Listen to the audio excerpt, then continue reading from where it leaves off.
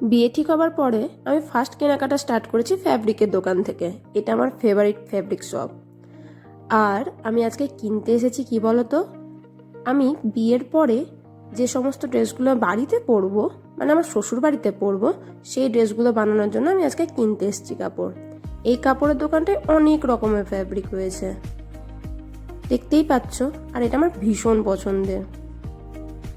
এই দোকানে আমি অনেক দিন থেকেই আসছি। বিভিন্ন রকমের কাপড় পাওয়া যায়, বেশি দামি, কম দামি, সমস্ত রকমের কাপড় রয়েছে। আমি জাস্ট হালকা করে দেখাচ্ছি কারণ এখানে ক্যামেরা অ্যালাউ নেই। আমি তাও একটু লুকিয়ে লুকিয়ে করে ফেলেছি ক্যামেরাটা। তোমরা তো দেখতেই পাচ্ছ কত রকমের কাপড়ের কালেকশন আছে এখানে। আমি ঠিক করেছি আমার শ্বশুর বাড়িতে লং প্যান্ট আর শর্ট কুর্তি পরবো, এটা ভীষণ কমফোর্টেবল। তাই টপের কাপড়ের সাথে প্যান্টের কাপড়গুলো সব চুজ করে কম্বিনেশনগুলো ম্যাচ করে সব নামিয়ে এনেছি এখন, দেখতেই পাচ্ছ। আমি আপাতত 4 সেট মতো জামা কাপড় বানিয়ে নিয়ে যাচ্ছি আমার শ্বশুর বাড়িতে। তারপরে তো আমার বর আছেই, কাপড় কিনে নেবে, আবার বানিয়ে নেব, কিংবা রেডিমেড কিনে দেবে। এখানে আমার লেফট হ্যান্ড সাইডে যে কাপড়গুলো দেখছো এটা প্যান্টের কাপড়, আর রাইট হ্যান্ড সাইডে যেগুলো রয়েছে সেগুলো হচ্ছে টপের কাপড়। প্রত্যেকটা ফ্যাব্রিকই পিওর কটনের, সব ভীষণ কমফোর্টেবল হতে চলেছে আমার জন্য। এখন এই কাকুটা আমার এই কাপড়গুলো সব কেটে কেটে দিচ্ছে।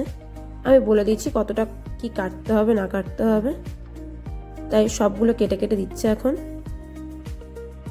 কাপড় কাটা দেখতে আমার ভীষণ ভালো লাগে। তো এখন কাপড় কাটা ডান অলমোস্ট। এবার এগুলো যাবে বিলিংয়ে। রিসেপশনে নিয়ে যাচ্ছে কাকু। ইয়ে, আমার বিয়ের জন্য ফার্স্ট শপিং তো কমপ্লিট। তবে যাবার আগে একবার দেখিয়ে যায় বিল্ডিংটা কতটা সুন্দর। এখানে কত কত দোকান রয়েছে, কত কত মানুষ উপার্জন করছে এখানে। তোমরা যদি এই দোকানটার নাম আর ঠিকানা জানতে চাও তাহলে আমাকে কমেন্ট বক্সে কমেন্ট করো, আমি তোমাদের জানিয়ে দেব। আমি বাড়ি নিয়ে চলে এসেছি। এবার আমার favourite part, cutting and stitching.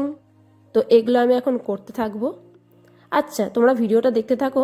তার সাথে না আমি একটা কথা শেয়ার করি তোমাদের। হ্যাঁ দেখো, আমার শ্বশুর শাশুড়ি তো আমাকে বলেই দিয়েছিল যে তুমি বিয়ের পরে যা খুশি তাই ড্রেস পরতে পারো, আমাদের কোনো আপত্তি নেই। যেটা তোমার কমফোর্টেবল, যেরকম ড্রেসে তুমি কমফোর্টেবল সেরকমই থাকতে পারো, আমাদের কোনো ব্যাপার নেই।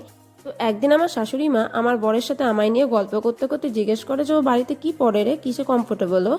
আমার বর তো বলে বসে আছে হাফ প্যান্ট আর টি শার্ট। আমায় সেটা বলছে যে আমি না বলে দিয়েছি হ্যাঁ মাকে যে তুমি বিয়ের পরে হাফ প্যান্ট আর টি শার্ট পরবে। আমি বললাম এটা কি করেছো, বিয়ের পরে কে শ্বশুর শাশুড়ির সামনে হাফ প্যান্ট আর টি শার্ট পরে? আমার বর বলছে ও আমাদের কোনো ব্যাপারই নেই, বাট হ্যাঁ তুমি যেহেতু বলেছো যে তুমি লং প্যান্ট আর শর্ট কুর্তি বানাচ্ছ, তাই আমি মাকে বললাম ওই 3/4 প্যান্ট কিংবা লং প্যান্ট কুর্তি এইসবগুলো পরবে বলছে বিয়ের পরে। প্রথম প্রথম নতুন বউ পরছো পরো, তারপর হাফ প্যান্টে শিফট করলেও আমাদের কোনো অসুবিধা নেই। বাট আমি বললাম না, আমি এতে ভীষণ কমফোর্টেবল, আমার কোনো ব্যাপারই নেই। লং প্যান্ট বা 3/4 প্যান্ট শর্ট কুর্তির সাথে বেশ ভালো মানায়। আমি একটা কথা এখানে শেয়ার না করে পারছি না, আমি না ভীষণ লাকি যে এরকম একটা শ্বশুর বাড়ি পেয়েছি যেখানে আমি যা খুশি তাই পরতে পারি, কারোর কোনো আপত্তি নেই। দেখো, আমি যেহেতু ফ্যাশন ডিজাইনিং নিয়ে পড়েছি, আমি না জামা কাপড়ের সাথে এক্সপেরিমেন্ট করতে ভীষণভাবে ভালোবাসি।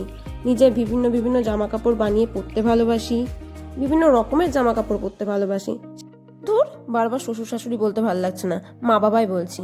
তো যেটা বলছিলাম, এই যে এই সমস্ত ড্রেস, বিভিন্ন রকমের ড্রেস পরতে যে আমার বর আমার মা বাবা অ্যালাউ করছে, এটা আমার কাছে অনেক বড় ব্যাপার। আমি সত্যিই খুব লাকি। এই দেখেছো, তোমাদের সাথে গল্প করতে করতে আমার 4টে নাইট স্যুট বানানো অলমোস্ট কমপ্লিট। এবার তোমরা দেখে নাও আমার ড্রেসগুলো ঠিক কেমন হলো। ভিডিওটা ভালো লাগলে অবশ্যই তোমরা লাইক কমেন্ট শেয়ার করে দিও। এখন তোমরা ভিডিওটা এনজয় করো। টাটা, দেখা হচ্ছে অন্য কোনো ভিডিওতে। हट्टे मारती फिलोरी जुगनी मेल मेल के कूद बांध के चक चकोटे जावे